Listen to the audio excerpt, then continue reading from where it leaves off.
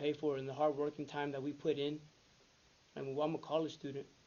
I worked really hard to get my ticket, and although it was canceled, it wasn't even about that. It was about what happened during that 12 hours that he had performing and the other artists, and it was awful. Did you sustain physical injuries? I did. Um, I am absolutely in pain. I've never been in pain like that ever. Like I said, when I was pushing against the barricade, my whole lower body hurts. My calves feel really tight from where I was just holding on like for like my life, I guess you could say. My arms are sore from where I was leaning on the rail like that, and I would look in the sky, and it was just like a big old breath, like when my chest was expanding, and then I would have to obviously put myself back down, and it just got super hot. Um, my ribs on the inside hurt bad, and even my lower back, just from where elbows and pushing and where the rail was going into my side. So this is like I said, this is pain that I've never felt. I never thought I'd wake up in the morning and be out of breath because every time I go to bed, I relive the concert in my dream, and it's just like it's shocking. I call her in the morning and I'm like, look, I'm scared, and I don't feel like anyone should go through that.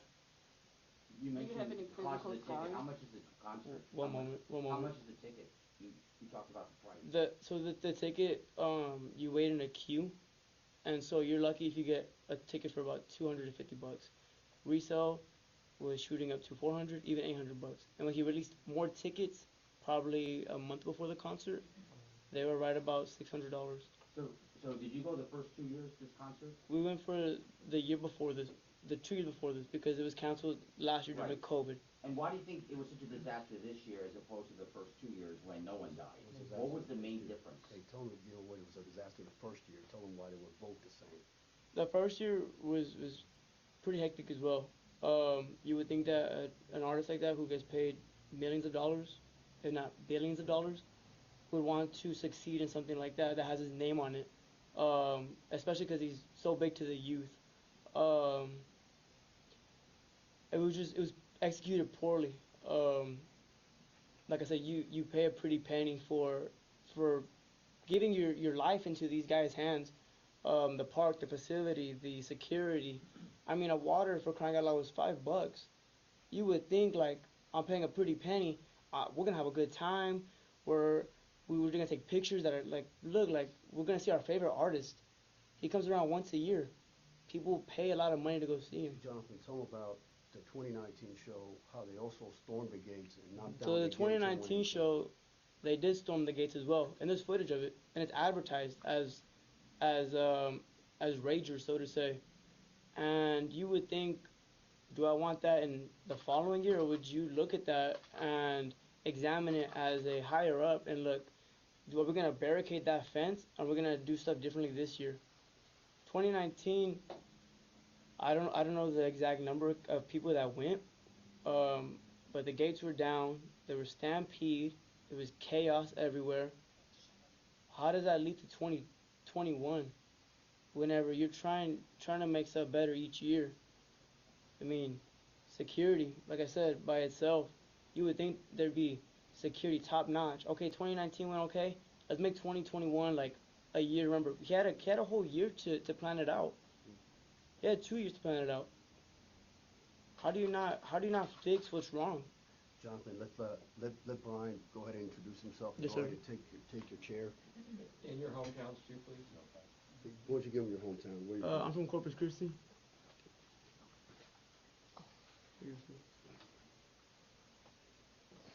My name is Brian Espinosa. I'm 16, BryanEspinoza. I went to the concert or the festival expecting a good time. Went to go see one of my favorite artists, Travis. I'm one of his biggest fans this time. He really disappointed me in what he had and what he did. He could have stopped the show. He could have prevented all this if he really wanted to, but it seemed like he didn't. And the security there, I only saw not even a handful of security, medics, or nothing. I felt like my life was on the line at one point. It was on the line. Everyone's life was on the line. At one point, my ribs were getting into the railing, basically impaled, and I was fearing for my life that I wasn't gonna make it. And luckily, I jumped that gate, and a security guard helped me, which there was like hundreds of bodies on the floor already from people passing out, falling over the railing. I just saw people fighting for their life, fear in their eye, screaming. It was scary. Literally at night, I can't even sleep. I stay up most of the night because of this. I just rethink it and just see the people's faces that are purple, fearing for their life. It's just so much. Like you go to festival having a good time, not expecting 8 people to die or more or people injured. You don't see that much at festivals. 300 people injured. They barely seemed like they had security. The security didn't know what they were doing. Paramedics didn't know what they were doing. They didn't even know how to do CPR. And the security, when performances were going on, they were literally dancing to the music. They weren't even like seeing if people were okay. And if that, they were barely helping any people out. Like my brother said, at one of the performances, I was trying to get out, and they told me, no, you got to go out the whole back way, which there was 50,000 people literally waiting to see people and push forward. There's no way I was gonna get out of that back, so I literally had to wait and fearing that I was gonna end up dying, I couldn't breathe. So he told me, stay in there, you can't get out because people have been saying that all day, which makes no sense because you're a security guard, you're getting paid for this job. It's not like you're doing it for free. So, like me almost dying, I guess he couldn't help me or something. It was a mess. And then once the main show started, I ended up going to the Travis thing. There was a railing. There was a girl behind me and a railing.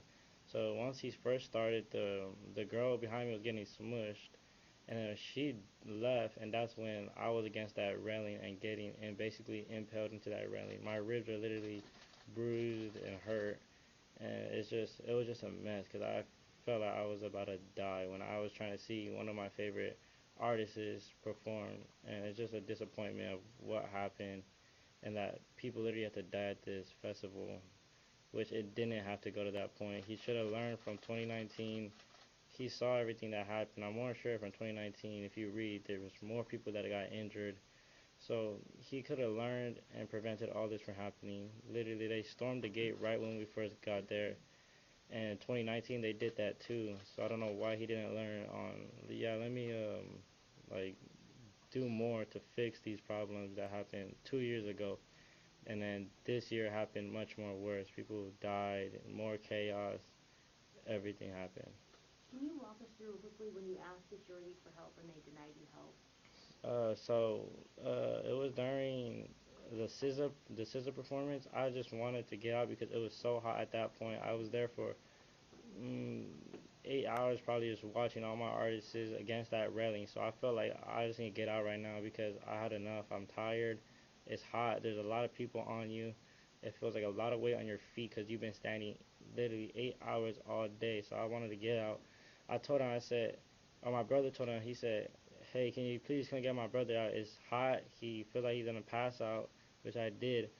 And one of the security guards said, no, people have been saying that all day. You can't. So I guess he just left me there. The security was on the other side of the barricade Yes, and ma'am. refused to help get you out of the barricade. Get Yes, into this ma'am. face to face. We're literally right in front of him asking to get me out. And he said no because people have been doing that all day. If people were doing that all day, you should feel like, yes, let me help you because it was just a mess. Ashley, why don't you come up and just take the podium for a second? Come You here. want me to go that way? Yes, you can go this way. Thank you, Glenn.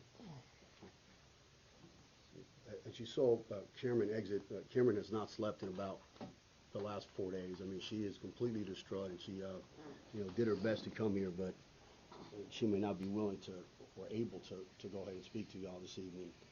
Go ahead, Ashley, please. Say and spell your first and last name. My name is Ashley Chapa, ASHLEYCHAPA. How old are you? 18 or 19 years old. Sorry. Where are you from? Corpus Christi, Texas. Were you with the whole group together? No, I was with I had arrived with Brian and Jonathan and their dad. During the first performances, I was with Jonathan and Brian, and we were around the same area, and that's where we were pushed up against the barricade most of the time. And similar to their experiences, the security guards had told us about putting our arms on the railing and just pushing as hard as we can. Obviously, we're not very big, tall kids or even strong people, so no matter what, there's so much weight being pushed against you, and you're just constantly like being pressed up against it. And Jonathan and Brian tried the best that they could to try to like block that from getting to me, and to help me not get as squished as they could. What did you see regarding the person on the ground that was turning purple? So that was during the Travis Scott performance. A medical cart started driving by, and the security guard shoved me out of the way to try to get the cart by. And as they were doing that, I was confused. I was like, why did he shove me? And I turn and I look, and he's on top of a person just giving them chest compressions, and you never saw them check their pulse or do anything. They just jumped on top, and they're on his chest, and his face was just purple, and you couldn't really tell if they were alive or not at that point. Let me ask you, there's some reports out today about possible fentanyl overdoses, a bad batch of pills and drugs going around. Did y'all see any of that? There was a lot of drugs. Tell me about that. At one point, we were leaving the smaller stage where all the small artists were playing, or the other ones, and we were walking to Travis Scott, and we passed by this man with a, I guess it's like a Snapchat screen, and they wrote the text on there, and it said, what was it? Oh, it said LSD for $15. Oh my. And obviously little kids or just young people that are there are going to see that. They're going to be like, oh, I've never tried this before, let's try it, whatever. So that might have played a factor into everything, just because of how it was available, like how easily a kid could have walked up to him, cash apped him, or given him cash right there, and he could have gotten it. So just so I get it right, can you explain that again? You said a guy was walking around with on his cell phone that said LSD for sale? Yeah, it said LSD for $15 in big letters. He had like I guess like a lighting up shirt on, so he was just walking around holding it like that. So is it your impression then that some people were completely drugged? I believe that a lot of them were. Obviously, drugs were everywhere in that concert, such as like everyone was smoking weed, but With such rampant drug use, are people just looking the other way? Is it just like a drug party? Do whatever the heck you want? no, I don't think so. How is it allowed? I think just like with the lack of security and the lack of like bag checking, like one of them had stated like we literally just threw our bag on there, and they went like that and they walked straight through. So they didn't search for anything, they weren't looking for anything, they simply had security as, I guess, the least amount that they could. And all the people sneaking in, you don't know what they brought or anything like that. Do you feel like there was a lack of security? Yes, I believe there was maybe like 10 around us during the small stage, and I didn't see any during Travis Scott's set, other than the ones that I did see on top of kids. Let me get him so he can come in and kind of introduce himself to y'all as well.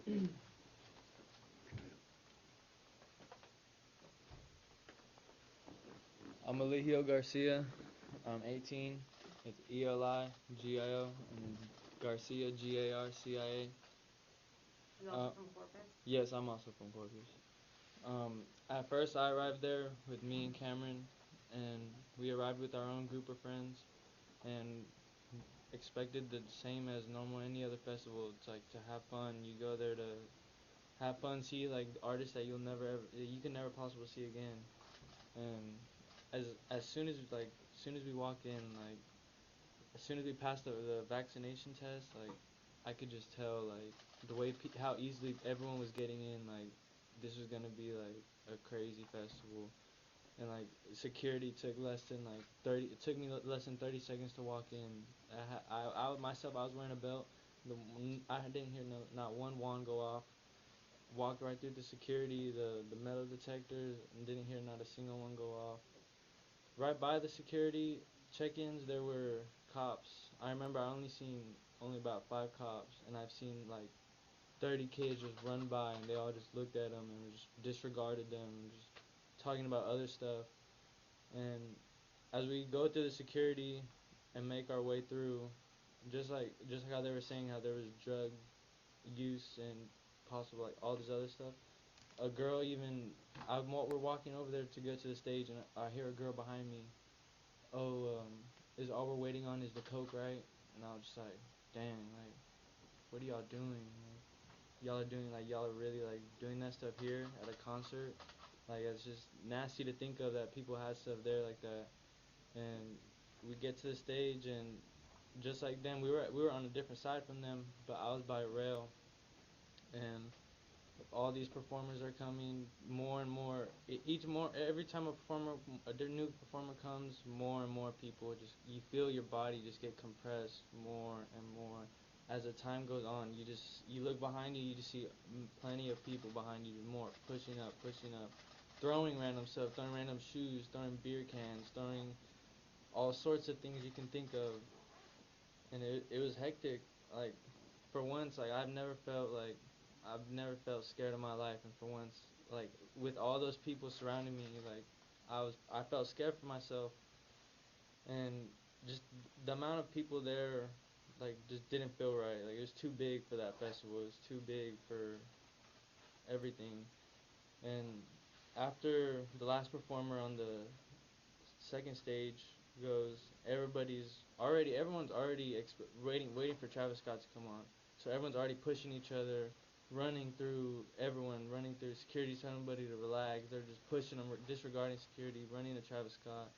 We reached to the Travis Scott stage and immediately we're already in the very back and we're like, okay, well let's try and go to the front. We're trying to make our way through the front. There's people like, what are y'all doing? Like, stop trying to push us in. And we're like, we're not trying to push no one in, like we're just trying to go get a better view.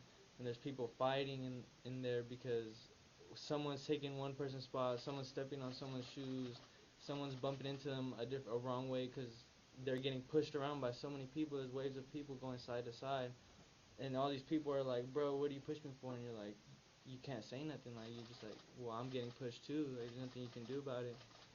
And so we get to our spot. Travis Scott performs. He does his first 40 seconds in. Me and Cameron looked at each other. We're like, this is not gonna go well. Like we already knew like something was gonna happen. And as soon as the music just starts, like everyone's jumping, and you just feel your body like rising with heat. Like you can barely breathe in there. And then I remember I look behind me and I see it literally looks like a whirlpool of just kids and people like falling and people trying to reach up, like they're reaching up for you, like I literally heard people screaming like help, like please help me, and I was just like, I turned around and I was like, well, like I wish I could help them, like I wish I could like do anything that I could do to help them, and I couldn't. And as like I turn around and I see them and I'm just like, okay, I don't want to be near that. So as we trying to move away, the wave of people just pushes us, and Cameron actually fell herself into the whirlpool, and like I had my left arm around her the whole time, and like for the whole concert, the whole day I did not let go. And that 1 second I let go, like I just like knew like it was not gonna be good. And as soon as she falls, I just hear her screaming. Like I've never heard her scream like that, and it's just like a traumatizing feeling because like someone you love just like screaming for help, like for their lives. And I reach out to help her, and I just feel someone push me, and then I land on someone, and then they're screaming, and I'm just hearing constant people screaming around me, and I'm just like I'm just trying to get out for myself, and I get up, and I finally and I notice when I get on this, I landed on a girl. I notice her boyfriend's under, and he's like just get her up, and I get up, and I remember seeing someone under him, literally face down on the ground, just under him, responseless, like his face was just ugly, it just wasn't a good sight to see. And I go to pick Cameron up by her armpits, and she's screaming and screaming. And I pick her up, and like from the amount of people under her, her legs are stuck in between people, and I see people holding onto her legs, trying for me to pull them up with her, and it's just the ugliest thing, ugliest feeling, like knowing that people are trying to like hold on to her legs for their own lives, for me to pick them up. And then once I finally picked her up, we're like, we got to get out of here. Like we can't fall back into this pit. If not, like things could get worse. And we try exiting, and no matter where we try to exit, we're screaming for help. Also, we were right by the light boards. We were waving our hands at the light boards, waving them like help, like please stop, like to flash the lights at us at least to like show something. And nothing, zero response, nothing. As soon as the song, a moment of silence, literally, you just hear people screaming, help, help. And then seconds later, you just hear Travis Scott just start another song, and it just a nightmare. It's a whole nightmare that just continues to play every night in my head. Like I wake up every night in the middle of the night thinking I'm on the ground again, like hearing her scream. This is, these are some of the young people that we are currently representing. We just wanted them to be introduced to you so you can at least hear some of these horrific stories of maybe their awful experience that they had to go through in this concert. At this point in time, they've been through a lot. They had a long day. They got here so they can let their stories out. We extend our condolences and our prayers to the families of those that actually lost their loved ones at this concert. As you can see from this was a horrific experience across the board. So thank y'all, and at this point in time, in Spanish, right? you got it. Um, Who of them, who speaks Spanish? ¿Quién habla español mejor? None of you? ¿Ninguno No, quiere no, hablar no, español? Very little. No. ¿No quiere hablar español tampoco?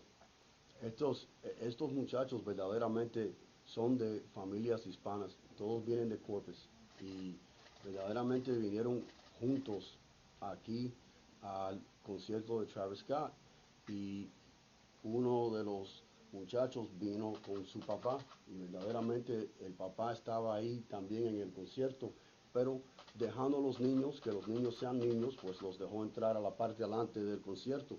Y verdaderamente en ese punto, pues, este papá que no está aquí no pudo llegar a los niños en donde estaban. Y este señor, pues, en estos momentos emocionalmente, pues, se siente peor que peor, porque verdaderamente no hay otro sentimiento que se pueda decir en la vida que ser un papá o una mamá y ver a un hijo o una hija y en un lugar donde algo malo le va a pasar hasta perder la vida y uno no puede ir verdaderamente a ayudarlo. So, eso es lo que pasó en estos momentos con estos niños, y verdaderamente pues viajaron aquí a hacer la introducción con ustedes, y si me puede dar un minuto con ellos, por favor, porque han tenido un día pero bien largo.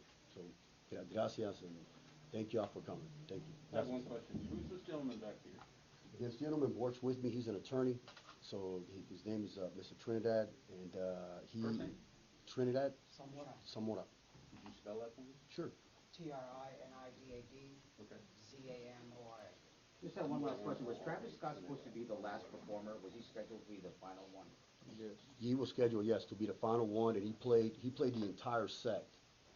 37 minutes? He played the entire thing. So While 8 people were dead? Yes, while people were passing right in front of him, and they'll tell you there were kids that were being served out, basically passed out, right in front of that stage as he was sitting up there with a bird's eye view looking down, and he played the entire set. Never stopped it, knew fully well what was going on right in front of his eyes, because people were telling him, even backstage when it told him, hey, you have people that are passing out.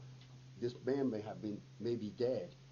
Fully aware, continues to play to the point where he says, you know what, raise your hand and give me the middle finger and let me know that basically we're okay, and let's turn it up and let's do what you came here to do, after seeing the bodies floating right in front of his face. So you know what, he took gasoline into the fire.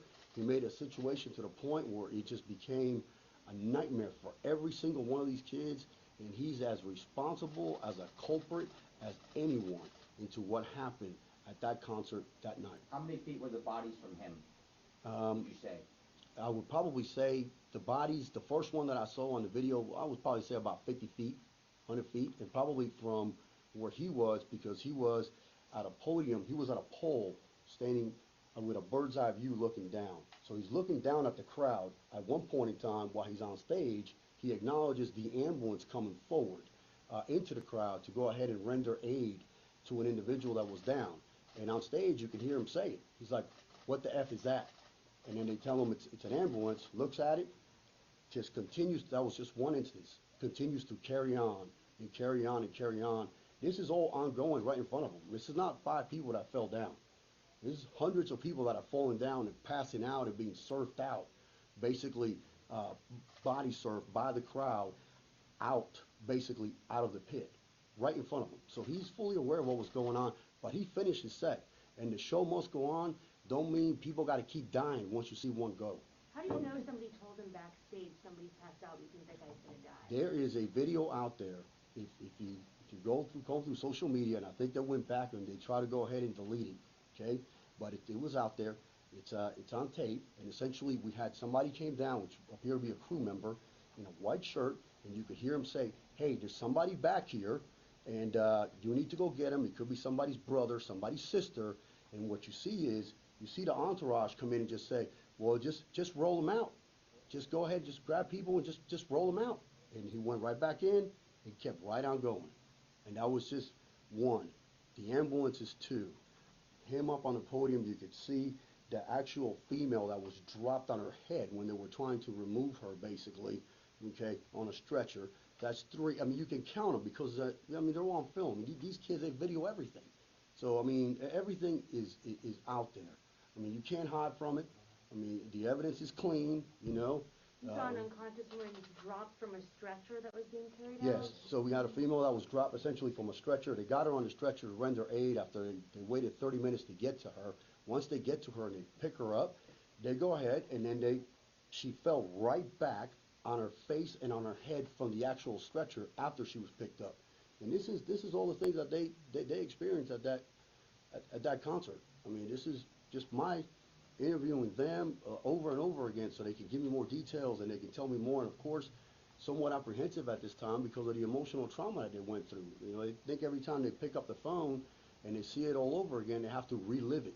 So I told them we were going to do this one time, and then after that, you know, they're going to go see their counselors and, you know, try to work on themselves and try to not get through this, but try to manage it as best they can. What words would you use to characterize the attitude of both the organizers and the performers? I don't give an F. If I had to go ahead and pick the phrase just like the one that he did when he wanted to go ahead and take that middle finger and put it up in the air, that's exactly what he did to every single one of those kids that was there. He didn't care. He didn't give an F. He didn't mind that was going on. They had absolutely no control of the environment. They had no control over the crowd. They had no control over the criminal activity that was taking place. The security guard, according to Ashley, one of them told them they got hired the day before. They were just handing out jackets for security purposes. At one point in time, they didn't see any security guards at all. It was beyond a cavalier attitude. It was really just a we just don't care. It's a profit-driven margin. That's essentially all we see is profit margin because the staffing was not there. I don't know the proposal that they handed in order to get the permit, but I want to look at the actual proposal that was handed in, 60-plus pages, and the actual plan that was actually there in play at the concert with the amount of personnel that was there. So have you filed a lawsuit yet, or you're planning on filing? We're planning on filing a lawsuit because right now what we have is you have possible, 13 defendants. You have maybe more. The issue is some of these defendants are, Ticketmaster or ticket holders, and these kids buy the tickets. So, again, we keep telling these lawyers that are filing these lawsuits, you have an arbitration clause in some of these tickets that these kids bought. You're going to subject yourself to it if you go ahead and you sue the wrong defendant. That means as soon as you file your lawsuit, somebody's going to come in with a motion to abate. That just means a motion to stop the lawsuit. because we have a clause, contractual clause, to go arbitrate any issues that come about from this concert by the purchase of this ticket. So all of a sudden, you're not going to trial anytime soon. You're going into the arbitration process, and you have not helped any one of those kids by undergoing this process and taking a shotgun approach and want to go ahead and sue the planet, and you end up suing the wrong person, and then you're going to get caught in a web, and you're not going to be able to get out. So it has to be handled with care for their benefit. This is about them and getting them justice and making sure they're taken care of throughout the process. So what's the basis of their lawsuit? Their basis of their lawsuit essentially is personal injuries. We don't have the assessment back on them, but primarily what they have, the injuries they sustained, and you're going to hear that from the kids that really were injured, is rib damage, rib cage damage, chest damage, the chest damage all the way down essentially to their, all the way up where their rib cages are completely sore. They can't even breathe. So when they get up in the morning, these kids can't breathe, so they have to go ahead and take x-rays, they have to have the MRIs done. Now, have they sought that medical attention yet? We have to go ahead and put that in place for them. So they're going to go ahead, and that has been scheduled, and yeah, that's. Do they have imagery of their physical scoring? Not yet, but as soon as we get them, we'll put them out there, because this was just awful. So you've not filed a lawsuit for your 38 clients yet? For the 30 clients, not yet, because not every defendant will be treated the same way, because we're not going to put these kids through a process that I want to be in a lawsuit to the end of Never Neverland for suing the wrong individual when I don't have to. So Yesterday, Tony Busby said he didn't think that the arbitration clauses would be applicable because they're minors. Do you disagree with that? Well, you know what? Tony's not the judge. I don't know. Got to ask the judge. I mean, I'm going to tell you one thing. Every single Texas Supreme Court case in the last 5 years has upheld an arbitration clause. We are pro-arbitration in the state of Texas. That's just a fact. The Supreme Court over and over and over again has deferred to the arbitration clause in contracts and in other forms as a way to go ahead and resolve a dispute, as a contractual obligation, meaning you reach a contract that's the way that you were going to settle your dispute. Now, whether or not a court is going to uphold it or not, you know, I can't tell you that. What I'm going to tell you is that Tony may say that, but it's going to be about 50 cases from the Supreme Court of Texas on the other side of that argument. And that's just a fact. So who are you definitely going to sue, and would Cameron like to say something?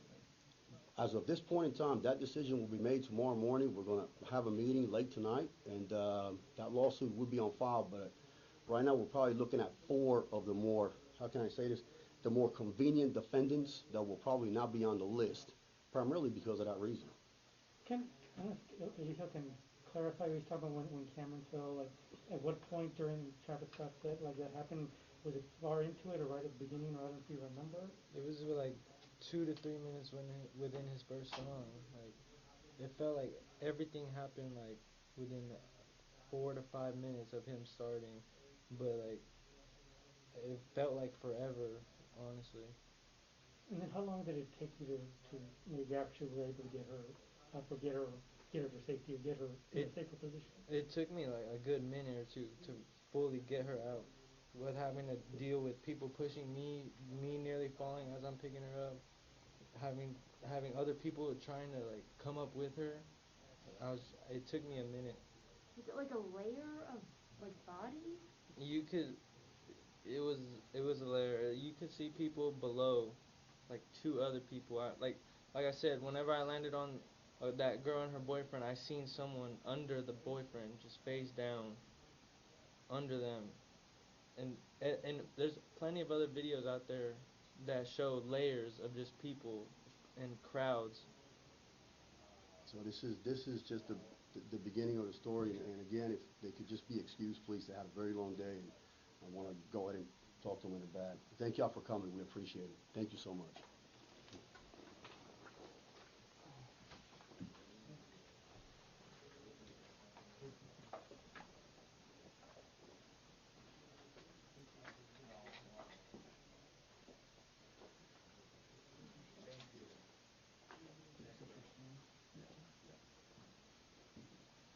Can you open the door? It's hot. Yes, I know. I feel like I'm